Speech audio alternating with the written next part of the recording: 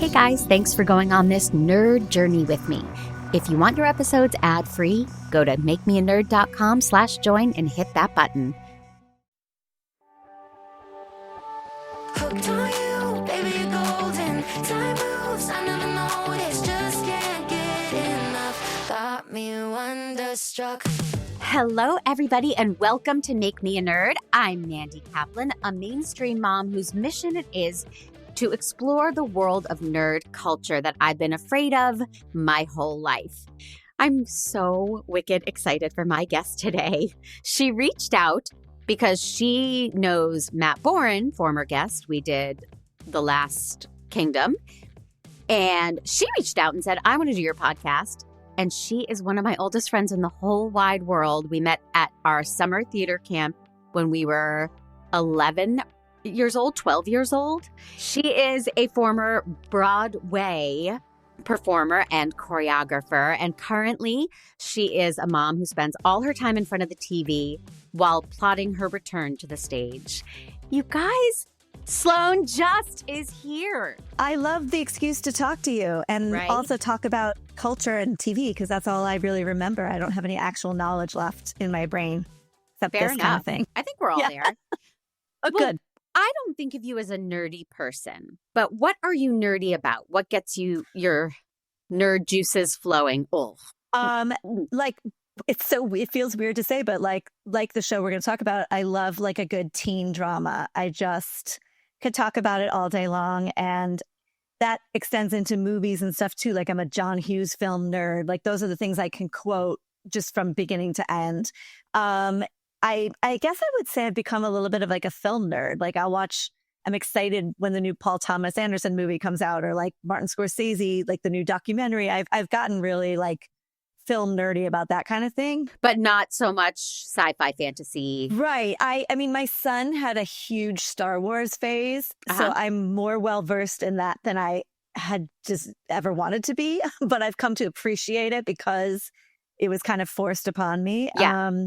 And, you know, like he's such a snub, so you can't even get into all of them. I'll be like, let's watch this new thing that's on Disney Plus. He's like, that's not canon. I'm like, oh. So like, Wait, I haven't been... like Nick Cannon? What does he mean? No, he means like in the Star Wars world and in some of these fandoms, I guess, like they might do an offshoot, like a creative thing where they do like a prequel or focus on some character that was a minor character. And but that they're is not part okay with your child.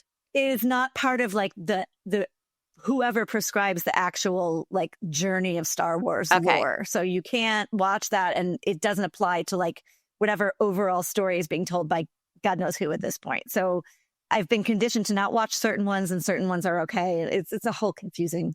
I've dressed up and gone to the movies to see the re-release of like, you know, the Hayden Christensen ones and stuff, just because I'm a good mom. Oh, and now according to my husband, those don't exist. Oh, so yeah, my son is only 12, so like his taste level is questionable. I don't think they're particularly great. We saw Revenge of the Sith, which was just re-released or something, and that was the best one. That was the third prequel.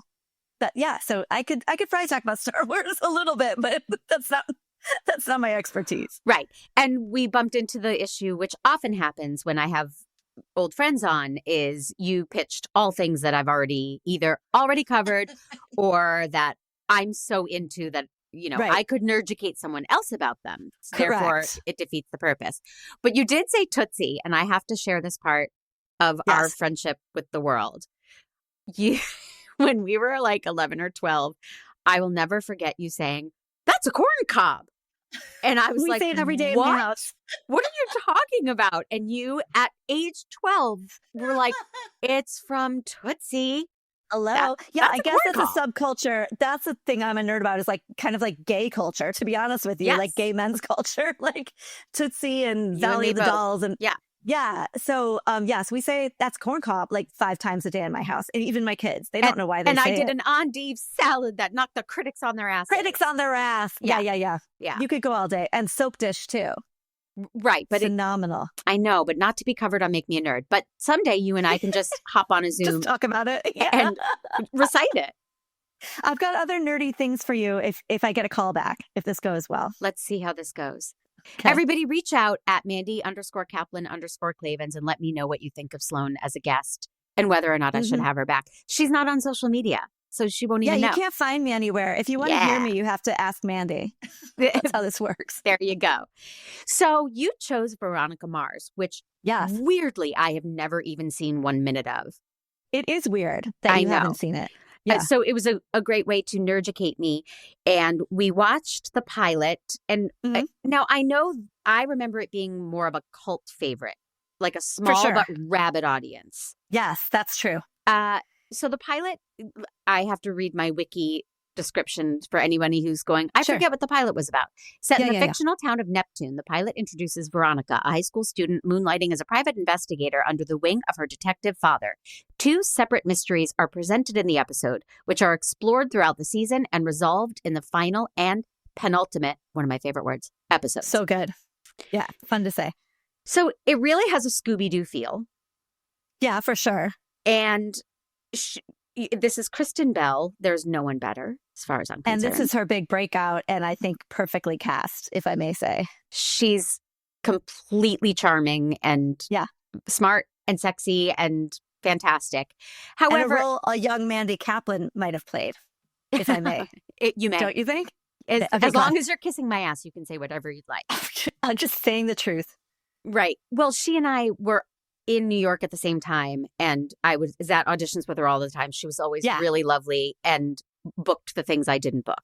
Sure. I appreciate you seeing her breakout role and not just throwing things at the TV. Not at all. She is definitely high on my list. The episode starts with a very cheesy save the cat moment. For those listening who don't know what that is, it's the philosophy of screenwriting where your lead character must do something somewhat heroic, and then we're on their side and we'll root for them throughout their journey, whether they mess up or not. Some kid is being taped to a flagpole, and she rescues him from the flagpole. For me, it was so on the nose as a save the cat moment. I wish they would have found a more subtle way. I think they were using that as a meet cute for her and Wallace because they become best friends throughout the whole series. And I will defend it by saying, I think a lot of the kind of on the nose teen drama stuff is kind of earned because of the dark backstory of her teen existence in this really gritty, chaotic town. Yeah. And I just think it's like, she's got a point to prove. She was kind of thrown out of the popular crowd for various reasons. And I think it makes sense to me that at this point in the story, Veronica is like a social justice warrior, even if she's like sassy about it. So to me, I feel like she thinks of that as a big fuck you to the powers that be at her school, as opposed to just being like a nice kid who helps out. Does that make sense? Absolutely. It was just so on the nose. And I don't have a clear idea. And Rob Thomas is not looking for my suggestions posthumously. I think he probably is, which is why I'm sure he's tuning in. Yeah. But I get what you're saying. I wish it were a more subtle way that she could jump in and show us who she is. And that aspect of social justice, which is right on the money. She goes home to what looked exactly like Daniel LaRusso's apartment from The Karate Kid. Bless. Right? Daniel's son. I think that's the vibe. Yeah. Like you're in a wealthy California area. Did you just hear my Chicago accent come out? Shit. I always hear your Chicago accent come out. But... Oh no, I said California. Yeah, I agree with you. It's like living in a town with a lot of wealth and you're in the shitty apartment complex with like a gross pool. Well, the pool doesn't have water usually. It's just... Right. This is a little fancier with water. Right. Yeah. And she does a ton of VO exposition, which I think was genius because... I agree. If she's going to narrate, then you don't have to have scenes where she's like, remember me? I'm the one who went through the hard time last year. It's like she's already let us in. It's like reading her diary and watching her character. And it's a great convention of noir. It's a very classic noir convention, which is what this show tries to merge, the teen drama with actual noir influences. Think about like Humphrey Bogart or whoever they narrate. And this is such a complex, like I give you credit because these are very complex stories and it's hard to kind of pop in and out. And I tried to pick ones I thought might be okay. But the VO really, really helps ground you in like, this is a flashback. This is a this. Like it helps the watcher, the viewer, because otherwise it's very confusing. I didn't find it confusing because of the VO and a little bit of online research, but it is so dark. It's a very darkly lit show. Her apartment's dark. The Mars investigator's office is very, With the very dark neon, and yeah. shadowy. And now you say noir, and that makes sense. I didn't come up with the noir idea, but then it has to be dark and shadowy. And then you notice when they do a flashback, it's like, it's brighter. It's kind of gauzy. It's very she looks 90210. Yeah. when they do Yes, she looks flashbacks. different. Yeah. She looks like a typical teen from one of those kinds of shows. She dresses different. Her hair is different. Everything's pastel. Mhm. And so they do try to contrast that to kind of ground you. Well, let's talk about the flashback because it comes very quickly in the series. And lest I think, oh, it's a bubblegum show about a cute teen girl and she's going to solve crimes. It's Powerpuff Girls. She's going to solve crimes after bedtime. And then the flashback is of her rape pretty immediately. It is gritty and dark. Yes. And I think to me, that's one of the reasons the show works so well is because it's like an evolution of a teen drama. She's not Encyclopedia Brown and she's not Harriet the Spy, all people who I enjoy, but she's got like real darkness and real trauma. And that's what I think is brilliant about the first 2 seasons. They do set up 2 mysteries that you go the whole season trying to figure out, one of which is her rape. Mm-hmm. And it really, and what's even crazier, Mandy, I don't know if you did you watch the Not Pictured, the season 2 finale? I watched whatever you told me to watch. So in that, the rape mystery is solved 2 seasons after the pilot. Like they solve it at the end of the first one, and then you find out at the end of season 2 that it's actually not what you thought. So I find it brilliant. It's so intentional. There's breadcrumbs dropped. You're always making a little incremental progress on the main mystery, but then there's like the mystery of the week kind of thing. So, I wrote, it's like a fun, light mystery and a very special episode all in one. Yeah. And I think she's up to the challenge. I think that's a lot of it, is that Kristen Bell, to me, has so many layers as this character. And her humor has remained intact, even if it's like black humor or whatever. And her repartee with people, like she's engaging and funny, but she's so broken. And I think she just does a beautiful job of balancing that. I agree. I have no qualms with Kristen Bell in anything she's ever done. Yeah. And I often say about entities that I'm trying, I was tonally confused because sometimes they start off as one thing and they end up another. I thought the tonal shifts were really masterful. That I agree. I was watching a sassy teen give comebacks and be sharp. And then I was watching a traumatized young girl be raped. And I could go back and forth as the show does. I thought it was seamless. I totally agree with you. And I wonder, because I know you've watched a lot more pilots than I have, at least professionally. I just do it on an amateur level. I am going for the amateur crown. But I feel like as a pilot, this is really successful in terms of creating the world, establishing the relationships, and giving you the backstory, but still leaving you with like 8 million cliffhangers. Did you feel like it was satisfying as a pilot? Completely. I did. And it didn't feel dated. But I also watched Crazy. Buffy. It's 20 years old. I know. And Buffy felt dated. And this Interesting. didn't. I think she stands on the shoulders of Buffy. Absolutely. Buffy cleared a trail for her, and then also like Felicity, and there were some female-driven shows that came a few years before that I think really benefited this process because they were able to kind of fine-tune this female protagonist, I think, in a way that might not have been possible if those other female-led shows hadn't happened already, aimed at the teen market especially. Right. Now, how did you come to it? Did you watch it when it premiered? I didn't. Or no, it's like some of my favorite shows are from this time period, which is like the early aughts. But I was like having a life then. I was like doing Broadway shows at night, and I had like a social life. So I wasn't watching at the time. But my dear friend Guy Adkins, you have like a friend whose taste is just, you trust implicitly. Like Guy and I would introduce things to each other, and he turned me on to Veronica Mars. It must have been right after it aired. I probably watched it on DVD or something with him, and I was just hooked. And we loved Buffy. We loved the original 90210. We loved Gilmore Girls. Like, there's just a lot of things that we had in common. We loved Romeo and Michelle. I knew I would like it once he told me. So I took his recommendation and just kept watching. And then, because God is good, there was like the 2014 film, and then it came back for a season in 2019. So like, it did? Oh yeah, season 4, 2019. Oh, I thought the film was the end of it. No, the film was what do I know? famously one of the first Kickstarter projects that like got a lot of attention because of how rabid the fans are. Yes. I think they raised the funds in like 11 hours or something.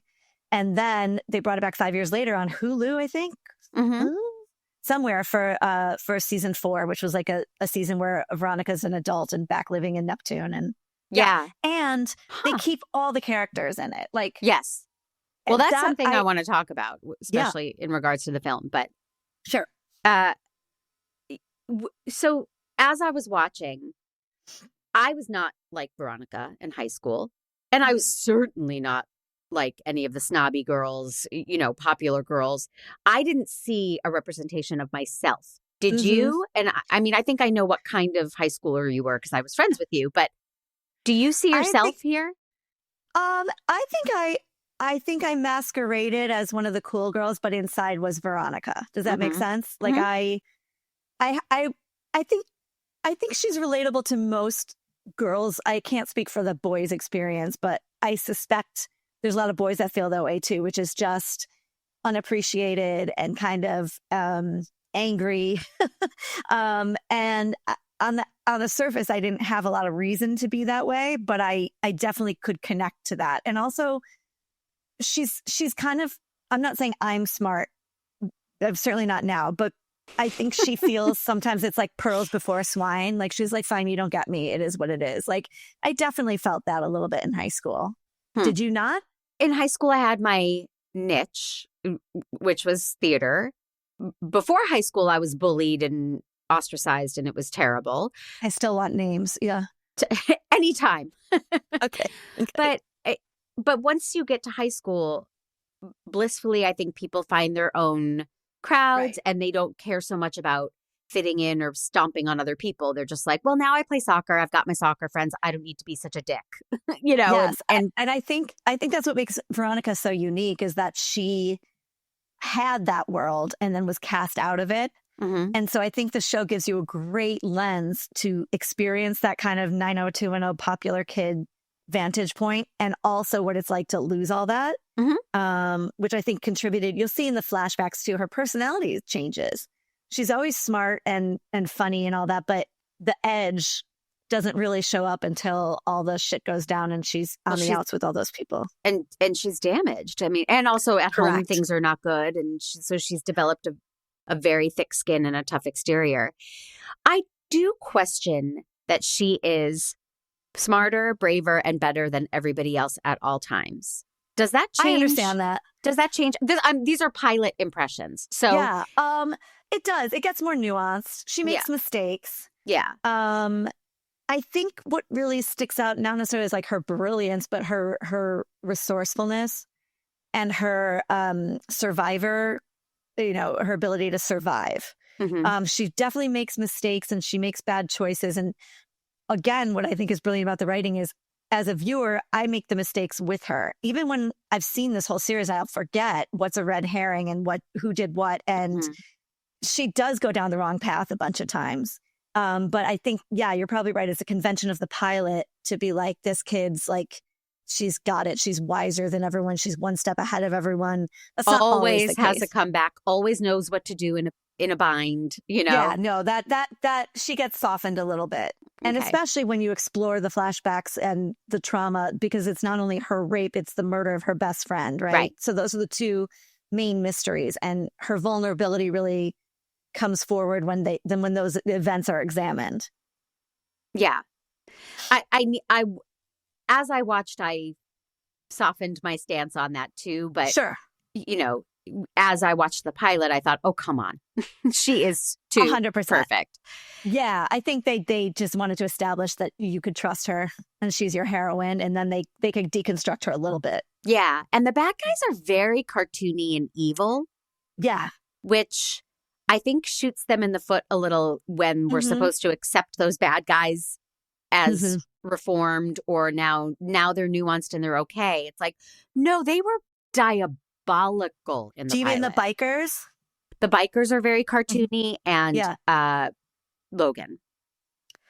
Right. But Logan is a really interesting case because Logan was only supposed to be in the pilot as an antagonist. And he is very one note in that, although I happen to think that his choices are thrilling. Like, I think he makes such interesting choices being the bully that I could watch him all day. No, he's a good actor. Josh Doring? No, Jason Doring. Jason Doring. Don't correct me on my own show. His name is Josh now, and he likes it. He's a Scientologist. What? No. I know. It's important that you know. And then you can just important, but you have to separate the art from the artist. I know, because I love him as an actor. They loved him so much that they brought his character back to become a regular, and then became not the antagonist. But that's an interesting thing over the course of the show, that people are fluid. Like the bikers, like Weevil, who's like the head biker, sometimes is a foe and sometimes is a friend. And it just really is depending on the circumstance. And I find that really unusual. So they are cartoony, but I think that's also part of the noir world. I think there's something about this like seedy beach town, and there's bad guys and good guys, and it does become more nuanced because as the stories continue, everybody has a stake in things. You find out that Weevil was lovers with her girlfriend, her best friend that was killed also. Amanda Seyfried. Yes. Lily Kane. Which, she's brilliant and so beautiful. My God. I'm really thankful that you nerducated me about this being a noir, and I'm so dumb that I didn't pick up on that, because it does. It checks boxes for me of, that's why they did it that way. And so thank you for that. Sure. And the last line of the pilot is Veronica Mars, you know what they say, she's a marshmallow. And I was like, what? Who said that? So Wallace said it, the younger black friend that she got off the pole. That sounds Wallace Fennell. Wallace. And also off the pole is not a great way to say it. That is the name of your one-woman show, but go on. I do love a sex worker. He says, like, she softens towards him at some conversation, like in the middle of the pilot. And he says, well, you know what? You're actually really soft. You're a marshmallow. Okay. And so then she repeats that. But then what you should know is that became the fans' name for themselves. So if you're a Veronica Mars like addict, you're a marshmallow. That's and she uses it again and again. I think in the film, it's like it's a catchphrase. Yeah. Yeah. Okay. So I missed Wallace saying it.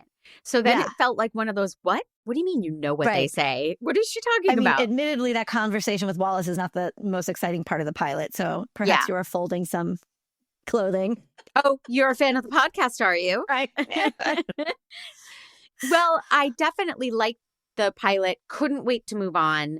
Good. I did some YouTubing. You can get like recaps, or in this case, I watched some of the people string together the last week ons. Oh, so brilliant. Then I felt like I was keeping up for the most part. I love that. So then you chose season 1, episode 18, Weapons of Class Destruction. Neptune High has been receiving bomb threats, and Veronica investigates to find the one who is sending them. First things first, I was like, what? Logan's a good guy? What's happening? I was so thrown.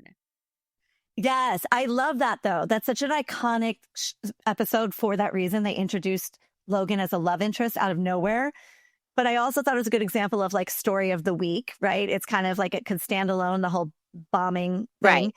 But Logan, if you do, and I hope you do decide to go back and watch the series at some point, they do an amazing job of defrosting their relationship so that when this does happen, it's believable, but you still don't see it coming. There's no like longing glances. There's none of that, but they start to just thaw a little bit because he's working on some memorial for Lily that they do at school. And she finds all these, like the mom, Celeste, who's terrible, gives him all these like shiny like things, like here's her on a horse, here's her getting an A+, here's this. And Veronica has videos of her like wasted in the back of a limo and being fun at a party and like who she really was. Right. So that's one of the main times when she just helps him create this. They don't work together, but that's like kind of a victory for both of them. They're both so broken from her death, and they kind of can bond about their feelings for Lily. Sure. And then little things happen. Yeah. Well, when the episode started, it wasn't romantic. It was just, they were in cahoots about something. And they were on the newspaper or something. Yeah. They get along. Yes. But it is earned. Remember, that's episode 18. Yeah. So by the time they've gotten there, I wrote it down. I know. it's incremental, the kind of progress, and it's one step forward, two steps back between Veronica and Logan. And then this episode, just all of a sudden, I love that moment because I think it takes her by surprise just as much as you're surprised as a viewer. Like her impulse to kiss him, and then her decision that was insane, and then him just like going for it it's thrilling to me as like a elder lady. I'm like, it's so romantic, I think. Yeah, but knowing he's a Scientologist, you just ruined everything for me. I'm sorry. Let's just pretend we didn't know that. I wouldn't have brought it up if we weren't talking about cults before. Well, we were talking about cults and we were talking about true crime. And this character's name is Eccles. What a segue. Yeah. I'm a bit of a queen of segues. You've done this before. So Eccles, is that a reference to the West Memphis 3? Are you familiar with the case? How Damien old is Eccles? That case? What year is that from? Late 90s or mid 90s? Maybe. I've never read that it is, but I wouldn't be surprised. It feels like a bit of a wink to a kid everyone makes bad, but he's not really that bad. That's interesting. I mean, that would be a great question for Rob Thomas when he calls in. Okay. Yeah. Yeah. And everybody, that's going to happen right at the end of the episode. So don't right after you plug other stuff is when it's going to happen. Yeah. Well, Kristen Bell is just so goddamn charming. And she calls some place to get information. And the woman who answers sounds like Marge Simpson's sister. And then it's so clear why they do it. And then she calls the principal a minute later and she's like, "This is Ellen Rausch and I need the information." Yeah. And it was just about so the fire adorable. alarm. Yeah. Yes. Well, she's her hijinks with the principal are a through line and quite enjoyable. I think that's a trope that happens a lot. But Buffy. For some reason, the two of these actors, and forgive me, I can't remember what Mr. Clemens, Van Clemens, whatever his name was in real life, but I feel like their chemistry is hilarious. And I think they give each other the space to be funny in their scenes together. And it continues all through high school. And I think even beyond. Well, his name is Dwayne Daniels, the actor. Of course. I didn't see too much of him in these episodes, but they refer to a website, killemall.net, that she keeps seeing. And that sends you right to the CBS homepage. And it always did. So when people at home were that's funny. Thinking, I wonder. Talking about bombing their schools. They get to the CBS website. Okay. CBS homepage. And then here comes Jonathan Taylor Thomas from so many good guest stars. ABC's Home Improvement.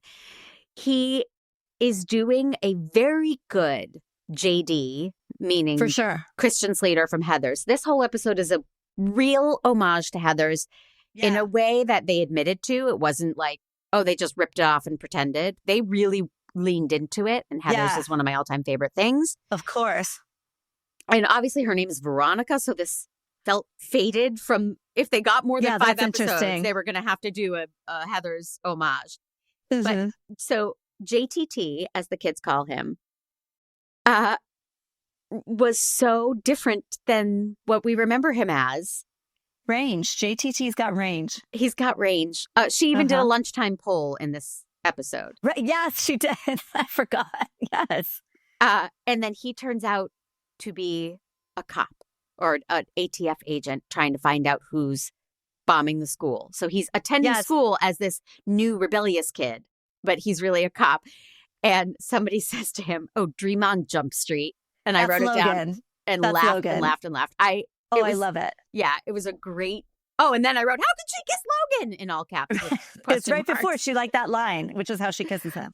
Well, I think this is not your fault, Sloan. I was so fresh from the pilot, like literally having just pressed play. on the pilot for to sure. this, that it was like she was making out with Hitler. I couldn't believe it. Yes. Yeah. Well, not to kink shame. I'm kidding. This is a sex positive podcast, is it not? It is. I knew that would be jarring for you, but I feel like their relationship is so important that if I only had a few things to choose, I wanted to show you this. Like they have what's that called when they combine people's names? Is it a portmanteau or what is it? Like a ship name? Yeah. It's Love. It's Love. Logan and Veronica is like their name is Love. Disgusting. I want you to take that back. They are like the heart and soul. It goes all the way through season 4.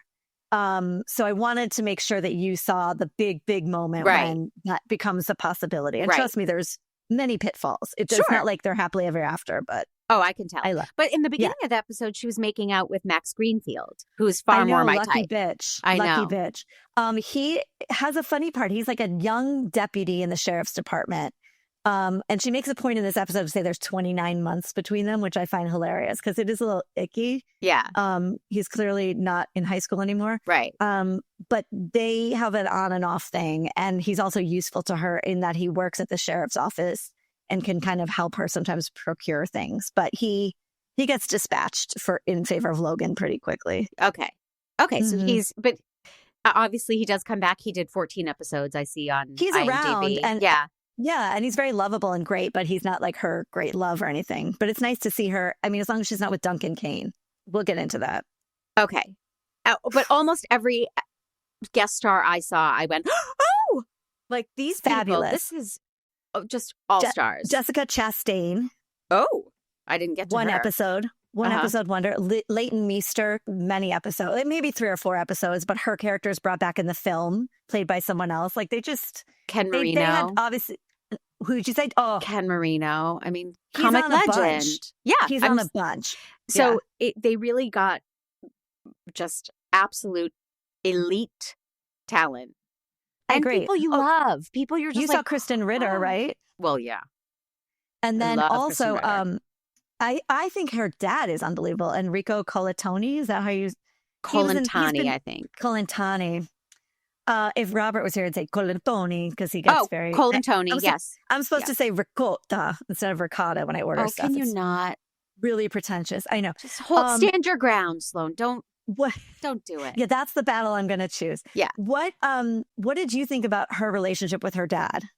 I thought it's bananas that he sends her into dangerous situations and uses her as a PI.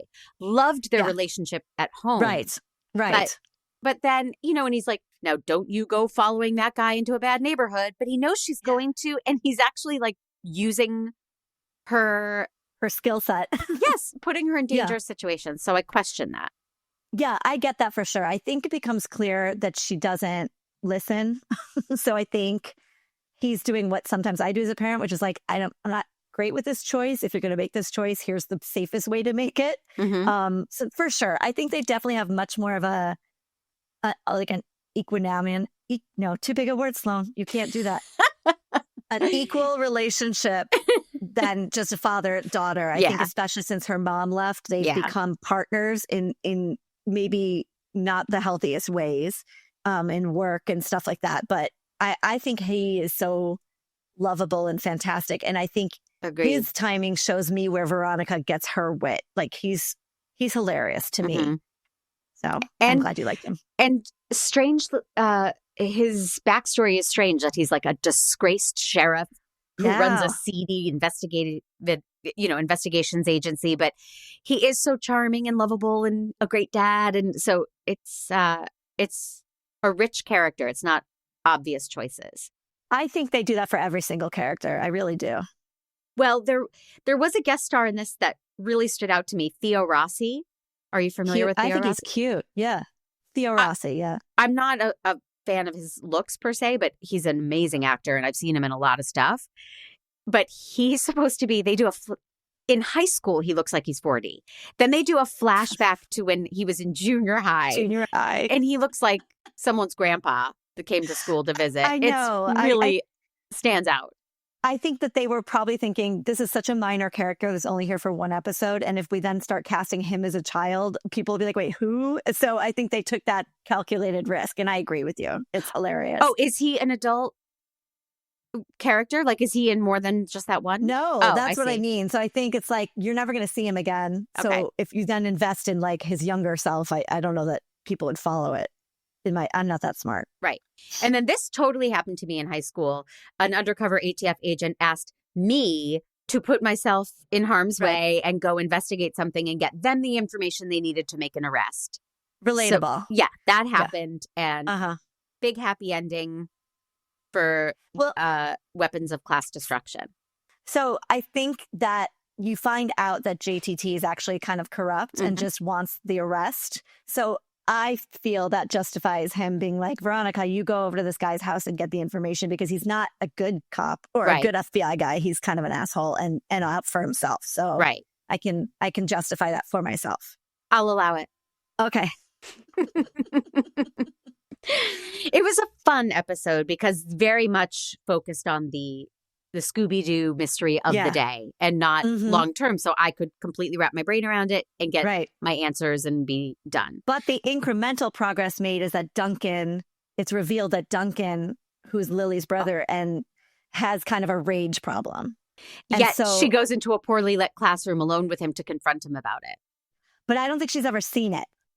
So she's just like, wait, what is this? Like, I think he confronts her, doesn't he? He says, like, you have a file on me. And she's like, yeah. She finds him alone in like a lab after school. No one turns a light on. Right. Well, it's noir. And she's like, I think maybe you did do it. And it's like, come on, Veronica. I agree. She's a risk-taking gal. Yeah. Public spaces, lots of witnesses. Correct. That's even a poor I know choice. that. Yeah. Okay, so that was the progress. And then season 1, episode 21, A Trip to the Dentist. Veronica finally investigates what happened to her the night of Shelley Pomeroy's party, where she was drugged and raped, and what she finds out is shocking.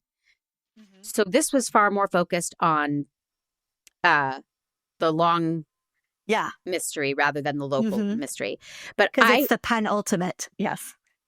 Thank you for using that word. I know. I was hung up on the Logan thing.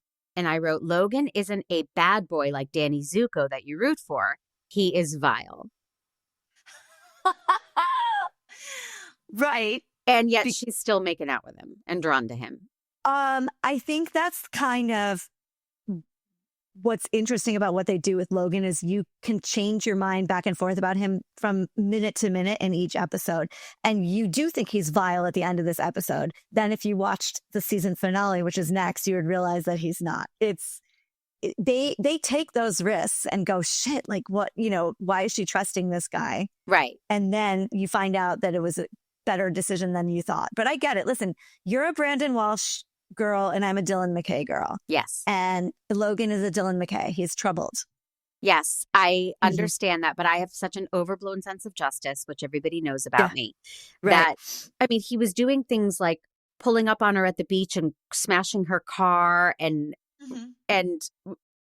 he was vile. He was cruel, not just a bully, but a cruel bully who took glee in it. Glee in tormenting people. Yeah. No, he was a full-on asshole. But there's a lot of backstory about Logan in the first season that they really meticulously craft. He's being abused at home by his dad, Harry Hamlin. His mom is Lisa Rinna, which that's all I need to say. He's really getting physically abused and ignored and mistreated, and like many kids, I think, takes that out on other people. And when Lily was murdered, there's no evidence that he was that aggressive until Lily was murdered. And then something just broke. And he's angry and often unlikable. Yes. For sure. And we are introduced. I still hit it, though. Oh, not me. You know who I want to hit? I love Ryan Hansen. And this is where we get to know Dick and Beaver. Dick Casablancas and Beaver Casablancas. Beaver's real name is Cassidy, which I understand, but Dick and Beaver? I don't know how he got Beaver. I know that Dick Casablancas' dad is named Big Dick, which I love because I'm 4. I don't know how Beaver got his nickname. There's probably a bunch of marshmallows that do. But yeah, Dick and Beaver. And Logan actually has a great line in season 2. He's like, sleeping with someone who lives with them, and she opens the door and he goes, "Can Dick and Beaver come out to play?" I think it was worth it just for that. Yeah. Anyway, it's hilarious. I love Ryan Hansen. He's so funny. He is so one note in this, but I find him to be just an incredible actor and a comedic genius.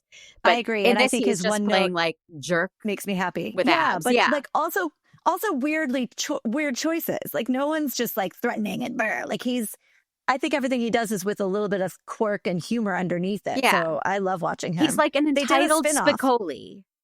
100%. They did a spinoff called Play It Again, Dick. Oh. Which is just on the internet. Like I think it revolves around Ryan Hansen trying to make a revival about Dick or something. I don't know. Oh, everyone's in it, but it seems like it would be funny. I haven't seen it yet. Oh, okay.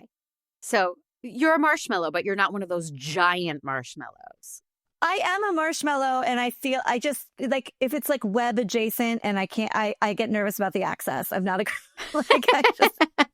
if I could see it on my television, I would have watched it a million times. I'm just like, am I logging in? Like, what goes on? If you could go to the old Globe with your tomatoes and vomit, yes, in the vomitorium, yes. So I started really commenting on guest stars in this episode. It seemed like a huge launching pad. And I don't know chicken or the egg for some of these people like Max Greenfield and Ryan Hansen and Amanda Seyfried.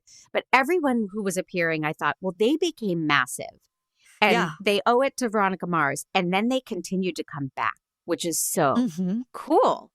I think that just speaks to how much they respect Rob Cohen and the material. And I thought it was Rob Thomas. Yeah. It is Rob Thomas. I made him Jewish. Sorry, Rob.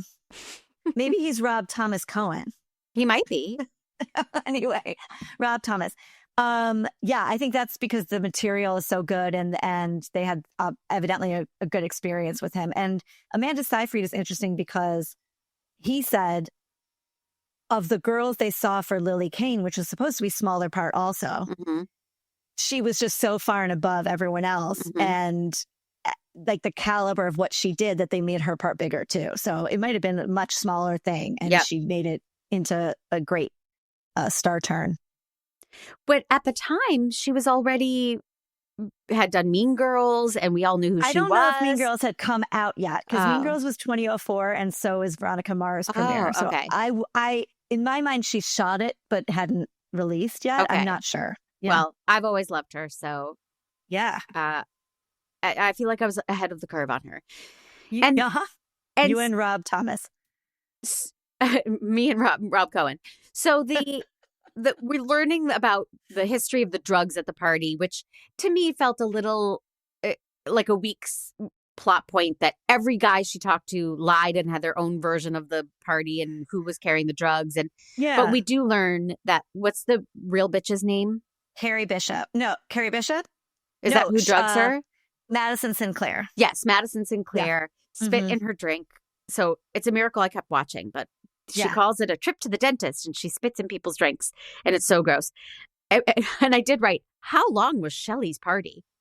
So much happened. A lot happened. I didn't go to a lot of parties in high school. I mean, cast parties. This is how they were. They were thank like you for 7 telling hours. me. Yeah. Someone always got roofied. I kind of look at it not like everyone's lying, but like a Rashomon, like everyone remembers it differently. And so I find that kind of truthful. Like someone walks by and sees her with a guy in the bedroom and someone who walked in with her doesn't remember if the brother's there or not there. Like, I just think everyone's a little drunk and everybody's got a different story because they have a different perspective. Yeah. And you'll see again in season 2, again, that whole thing gets relitigated and kind of blown up. No pun intended. Well, this episode ended on a twist that I was like, what? She's Duncan's sister? But they were dating. So that's a thing that if you the thing that made Duncan break up with her, and in the pilot, she says one day he just wasn't her boyfriend anymore. Right.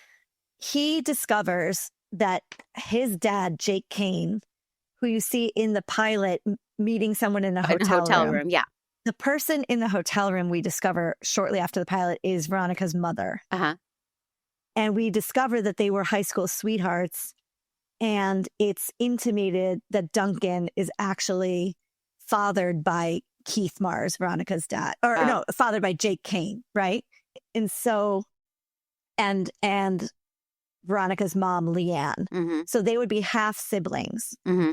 At the end of the season, Keith Mars has taken a paternity test, and we find out that they're not brother and sister. Yeah. But Duncan knew about that before Veronica knew that that was a possibility, and was just so ashamed that he stepped back, and because he still boned her. What was that like for you when you were like, wait a minute? Oh, when my brother and I were in love with each other? Yeah. No, as a viewer. When it was like, wait, that's your sister or something. It's a very big mic droppy moment. But to me, it didn't have a lot of resonance because I was just like, what? Yeah. If you watch it, they built it up. She's like, oh my God, Jake Kane and my mom, blah, blah, blah. And then all these things start to make sense why Lily's mom hates Veronica more than you would normally hate your son's girlfriend or your daughter's best friend. Like there's just a chilly thing because she believes that her husband, Jake Kane, is actually Veronica's father. Okay. So it definitely is weird, but again, kind of noir-y when you think about like Chinatown and, there's Never always seen like it. a little... My God, how dare you? I know. Do you know what that reference is when they go, my sister, my daughter, my sister, my daughter? Do you know that that's from Chinatown? No. Okay, well, you need to watch that. And I did it perfectly, so maybe no need. It's me and Faye Dunaway. Okay. Yeah, but that's also kind of a weird trope in noir too. Sometimes there's some incestuous doings. Okay. Yeah. I didn't know. Mm-hmm. Anything else we need to talk about Trip to the Dentist, or are we on to not just picture? Your thoughts? I mean, it's one of the kind of fan favorite episodes, so I wonder if it's hard with no context, but did you appreciate it as like starting to wrap up some of the storylines? Well, yeah, we made progress, which is something you said, incremental early episodes, and now it felt like leaps in figuring out what happened to her. But it didn't jump out at me because I feel there wasn't a good mystery of the week. Right. That's interesting. Some people really like the mysteries of the week, and some people think those are disposable and are more interested in the broad story. I think not having watched the season, that would make sense. Yeah. I think I liked the JTT it's more satisfying because you're in. Yeah. Yes. It's one and done. And then season 2, episode 22. So now we've leaped ahead an entire season. Yeah. Dick Casablanca's brother Beaver comes clean to Veronica Mars and Logan Echol's whereabouts the day of Lily Kane's murder, leading to the startling conclusion where Veronica finds out who killed Lily and why. Thank God for YouTube. I watched all the previously ons. And I just kept seeing the same clip of Kristen Ritter going, the bus just went over the cliff. And everybody's dead. Yeah. I know. But I was like, I missed Kristen Ritter, who I love. Well, did you watch the movie? She's major in the movie. I did watch the movie. I watched everything you told me to watch. That makes me so happy. I win, I feel like. You do. I won this podcast. But okay, so I wrote, I missed Kristen Ritter. I love her. Did you watch Apartment 23? I never did, but I know I'll love it. You will love it. I'm giving you a guarantee. I'm telling all my listeners. But I heard you tell them on Freaks and Geeks episode. Oh, but I think it's off Hulu. I don't know where you can see it, but find it, watch it, live it. Into it. Steve Guttenberg, tell me everything about Goots. Steve Guttenberg. So the two mysteries of this season are one, this bus crash that was carrying kids from a field trip in the pilot. That's the end note of the pilot. It goes over the cliff. So Veronica's solving that all season. The other thing she's solving is that what's his name? Gutenberg is, how dare you? I'm sorry, Steve. Woody Goodman. Woody Goodman. Yes. He is running for mayor, and he's like a big shot rich guy. He owns a baseball team named the Sharks. And he was also like the Little League coach.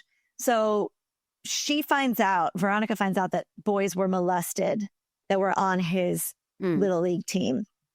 She's trying to solve that mystery as well. And what happens, as with most Veronica Mars things, I think masterfully, is that they dovetail. It turns out that 2 of the boys on the bus who died were victims of Woody's molestation. And Cassidy, or Beaver Casablancas, was a third.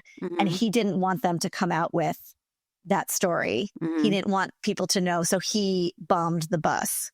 Gotcha. And was responsible. Yeah. So it's a lot. It's so hard to come in on episode 22. Yes. But I wanted to show you, I guess, I feel like even if you don't know the particulars, I think it's a really good example of like switching your focus and switching your instincts and then coming to a surprising ending that I think they do so well. Mm-hmm. Yeah, I think I didn't quite follow some of the I don't blame you. I don't blame you. Plot points. Yeah. But it's a lot to ask. This one has the graduation, and I wrote, what happens in future seasons now that she graduated? Is Professor Lasky involved? Professor Lasky. How do I know that name? Saved by the Bell. Oh, I love you so much. I always think of who's the guy, Chancellor Arnold from Beverly Hills 90210. Oh, I didn't make it that far. He just had a lot of like doings with the students as the chancellor. But anyway, yes. And season 3 is good, but there's a reason I didn't choose anything from it because, it's like one of those, they all inexplicably wind up at the same college, right? Of course. Yeah. So they're all these kids from disparate backgrounds and educational, and is Weevil working at the college and something like that? Yeah. Like, it's just, they do introduce new characters, but they all end up at Hearst College and they abandoned the overarching mysteries in season 3. They just do one that lasts like 5 or 6. Mm-hmm. There's like 3 during the season, which to me is a little less satisfying. And I feel like most shows kind of jump the shark when they leave high school and go to college. Right. In my opinion. Agreed. So that's what happens. But I do like in the graduation dream of this episode, the pretend flashback. I love that because to me, it shows you a glimpse of what would have happened if Lily had never been murdered. Mm-hmm. And her mom's home and everyone's happy. And she goes that she doesn't know Wallace and she has to go find him because she got his cap and gown by accident. But then Lily sees her own memorial plaque. Oh, yeah. And it's like, what is chills. that? Yeah. Yeah. I love that glimpse of Veronica before she's damaged or with, not having had all that happen to her. Right. Mm-hmm. Yeah. I enjoyed this episode. I feel like the dynamics between them flies in the face of my overblown sense of justice because now she's friends with Dick Casablancas and he's so gross and I don't know if they're friends. I think she's like she tolerates him, right? Yeah. But they hang because is she with Logan in this one? No, she, season 2, the premiere of season 2, she is with Logan. Like they get together over the summer, but all shit goes to hell in the summer. And she winds up back with Duncan Kane for the majority of season 2, which is like sacrilege. Okay. Logan, there's a thing in the coming attractions where Logan says something like, I thought our story was epic. I thought there's this famous speech a few episodes before this where he kind of just puts it out there like, I still love you. And she's reticent. Uh-huh. They're not together here. But as you see at the end, they end up together. Right. Because they go, episode. This is the surprise party, right? It is a party. Harry Hamlin throws him a surprise party, or was that the one before? That is the episode. That's the season before. Oh, okay. Sorry. That's the end of season 1. Yeah. And then they have a long breakup period of season 2. Then eventually, finally, in this finale of season 2, they get back together at the very end. Yeah. I wrote Charisma Carpenter just quoted Bye Bye Birdie. Yeah. Do you love that? But what does she say? I didn't write what it was, and I'm mad at myself. She says something like, did he pin the pin on, or was he too shy? Yes. Yeah. Okay. She's the one that Logan had been having an affair with. She's the stepmother of Cassidy and Beaver. Yeah. Yes. So he says to Charisma Carpenter, can Dick and Beaver come out to play? Oh, God. Well, it's so good. Meanwhile, my memory, let's talk about menopause for a second, because the old me would have just wrote, oh, she quoted Bye Bye Birdie. Mm-hmm. And I would have remembered. And the new me writes that and then doesn't write the quote. And I'm like, Sloan, what did I mean by that? I just love that I watched that very thing and thought Mandy's going to love that. Of course. Very few people will know that, that comes from Bye Bye Birdie. So you can feel good about that. Of course. Yeah. Oh, and then I wrote, so answering my question from the pilot, I like that she's not one step ahead anymore. Seeing her genuinely scared and vulnerable and shocked is far more interesting to me than watching her know it all. 100%. And that happens in the season 1 finale as well. Like she makes some guesses that are wrong, mm-hmm. and she is in peril because of it. She doesn't mm-hmm. always have everybody's number. And you see in this episode, she's in that elevator with Logan's dad, mm-hmm. Harry Hamlin, who's been exonerated of mm-hmm. Lily's murder. And when she's around him, I think you see her just kind of freeze like deer in the headlights because she knows he's a murderer and he terrifies her. Right. So there are people that like throw her off her game for sure. Yeah. Yeah. What does it mean about me that I'm like, I like seeing her in peril? I enjoy that. No, I think you like a well-written character and you like somebody who's not going to always. Yeah. I mean, and this is in the era kind of right around when like anti-heroes were starting, right? Like Sopranos and like it's fun to root for someone who's not perfect. Right. Never seen Sopranos.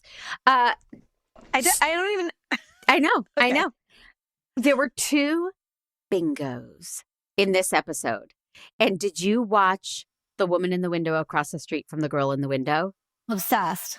I was love so it. obsessed with it. And how many times she says bingo. Bingo. And there were 2 of them in this episode. And it pleased me to no end because I felt like it was, 10 years later, she did something about that. Yeah. Oh my gosh, Sloan. So yes, I watched the movie. Let me tell everybody my business and then we can touch on the movie. I didn't take notes when I watched it because it was on in the background while I was doing other stuff. Were you distracted by Jason Dohring's torso? I was not. By his Scientology torso? Okay. Here we go, Pete. Scientology. So I can't do it. You work on it. I was trying. Okay. Make Me a Nerd is a production of True Story FM, engineering by the peerless Pete Wright. My theme song is Wonderstruck by Jane and the Boy. You can get me on socials like Instagram at Mandy_Kaplan_Clavens or on TikTok at Mandy Miscast. If you are enjoying what you're listening to, hey, leave a review. Hit 5 stars on Apple Podcasts and write that review. That helps more people find it. And if you're feeling extra supportive, go to makemeanerd.com/join. And hitting that button will get you your episodes ad-free and early and my eternal gratitude. Sloan, the movie, and then you can ask me questions if there's something I didn't cover, which I can't imagine. Okay. Yeah. Oh, well, you did amazing. But what, congrats. What, like you need me to be like, you're good at this. I'm good at watching. But, it's good to have positive reinforcement. Yeah. The movie, did you enjoy the movie? I did. It didn't feel like a movie. It felt like a TV episode. Interesting. Yeah, I agree. I agree with that. It's definitely just like a very special Veronica Mars. Yes. And some of the cameos felt forced, like having Dax play, a gross guy in the bar. And I forgot that. It felt a little like fan service rather than using elements that where the story needed to be told. Mm-hmm. It was just. I don't disagree with you. I think it was for the fans. Yeah. I do appreciate that characters you met in high school, first of all, like Wallace and Mac and like her friends are all there, but also the antagonists, and that they're all kind of who you'd think they would have turned out to be, I think is super satisfying as like a fan who's seen them all. And they're one-off episodes and then they're back at the reunion. I always love a reunion as a convention. Romeo and Michelle. It felt very Romeo and Michelle. It just solves a lot of problems for you. Everyone's in the same room and I find it really interesting. And I had to read something on Wikipedia to understand 09er, the bar. Yes. That's the like zip they code of the rich graduated. kids. Oh, I thought they graduated in 09. No, the 09ers are what they call the rich kids in Neptune because that's their zip code. Still wrong. No, it's fine. They say it a lot in the series. They say it in the pilot, but it's like with so much other information coming at you. Oh, incidentally, Weevil is the kid. Did you see A Bronx Tale? I hate to ask you if you've seen anything. I did, but I don't remember him from it. But I read that he was that kid. He's the little kid, and he's like precious in it. So when I found that out, that kind of blew my mind. Yeah, he's great on the show. He's very, I love him, handsome and appealing. I liked him. I agree, and likable. I think, even though he's kind of a criminal, I think he's likable. Okay, so my questions for you are: do you? This is so mean, and it's like. I'm sure he's a lovely guy, and I meant to look up other things he's done. But did you have any interest in the character of Duncan Kane whatsoever? He didn't register. Right. He was like a Overstreet. What's his name? From Knox Overstreet? Yeah, no, from Friday Night Lights. Is that who it is? Jason Overstreet. Oh, Jason Street. Jason Street. It was like the milquetoast All-American guy that you don't, I find him hard to like care about. And that's why season 2 for me is like the first part is frustrating because they get back together and I'm like, but why? Like he could have been your boyfriend when you were caring about being popular and stuff like that. But like, what is the appeal? Right. Okay. My other question she has a lot of boyfriends. It's not that many. You've seen a lot. Right. So but then when she goes to college, she gets with Piz, who's the guy she's with at the beginning of the movie. From The Help. Is he? Yeah. I don't remember him from The Help. Oh, go back. Is he a bad guy? Well, he's nuanced. Yeah. He's well drawn. Yeah. Okay. And the other thing I was going to ask you is, I think you answered it already, was kind of like, do you relate to anyone? But I think I just see you playing Veronica Mars. So I don't know if it's like you as Mandy, but you as an actor, I feel like, you know, you've got that same quality of like spunky and pretty, but like rebellious. Like I was shocked you hadn't seen it because I just thought this so is sweet, first of all, to hear that. Yeah. I definitely felt like a Wallace, you know, to see him strapped to the flagpole. I brought back some sense memories for you. It was a little triggering. Yeah, I just have a hard time. I still do, knowing you for as many years as I have, which is, we're not going to say exactly how many, but I can't picture people like what they found to bully about you. Like it just blows my mind every time. Like, have they looked at you? What were they like? Even just looking at you as a kid, you're so beautiful. Like what was the holdup? I don't get it. Bless your heart. Should I have Pete put up childhood pictures of me?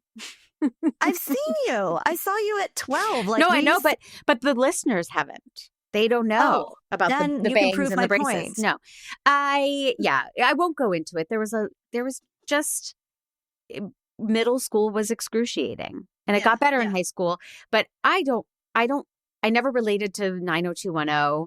Mm-hmm. I was more of an Andrea than anybody. I didn't. These were not my high school experiences. Well, that's what's so, again, to bring it back to Veronica Mars, I love when she is in that dream sequence and she sees Wallace and he's like, yeah, I guess, she's like, it's going to be hard to leave. And he's like, what do you mean? She's like, well, high school was a blast. And he's like, yeah, I guess for you. Like, I love that it's just this very subtle moment of being like, this place is a completely different experience for different people. Right. And if she had lived in her little bubble, she would have not had the trauma she did, and she wouldn't have known Wallace. And it's like turns on a dime. I find that really deep. And I think, to me, I think that the creator, Rob Thomas, just seemed to have a really good grasp. I think the merging of noir and high school is so well done that to me, it doesn't feel cheesy. It just feels like natural. The other one question I have to ask, have you seen the movie The Kid Detective? No. Fantastic movie. If you like this, I recommend. It's Adam Brody, everyone's favorite, playing a guy who's 32 now, but was a kid detective a la like Encyclopedia Brown, a lot more kind of white bread than Veronica Mars. And it's about him as an adult. And it's kind of a statement about like, if you were gifted or if you were special and all of a sudden you're an adult and you're not special anymore. Yeah. How do you go on? And it has a great mystery. So it's called The Kid Detective. Came out in 2020, which is probably why no one saw it, but I love it. Okay. I'm writing it down. Recommend. Thank you. Yeah, of course. Well, I think this show appeals to everybody. I understand if you grew up popular in high school and, you were head cheerleader and everybody adored you, you could relate to this show. Or if you grew up feeling less than and unpopular and like high school was a terrible place for you, you could really relate to this show. It appeals to everybody. I'm shocked it wasn't more of a 90210 sensation. That it had a niche audience and that was it. It was a bigger swing. I think they were going for something different. And I think it's kind of like the thinking man's or woman's teen drama, right? Yeah. I don't think it's not bubblegum. And I think if people were tuning in for that, like the the party rape thing at the very beginning of the pilot might have turned people off because it's not a happy show. Right. But yeah, I agree. I think it's masterful. I really do. And rewatching the episodes to talk to you about them, I still loved them. Good. Well, thank you for doing this. Thank you for reaching out. Thanks for having me. If people want to see me again, the only way to get to me is through Mandy. Exactly. I am the gatekeeper. from the internet. Yeah, I have other ideas. If we had fun today, I have more that you haven't done yet that I want to get in on. So yes, just absolutely. let that I be would love out that. there. All Yay, right. This was so Thank you. And thank you, everybody, for listening. Until next time.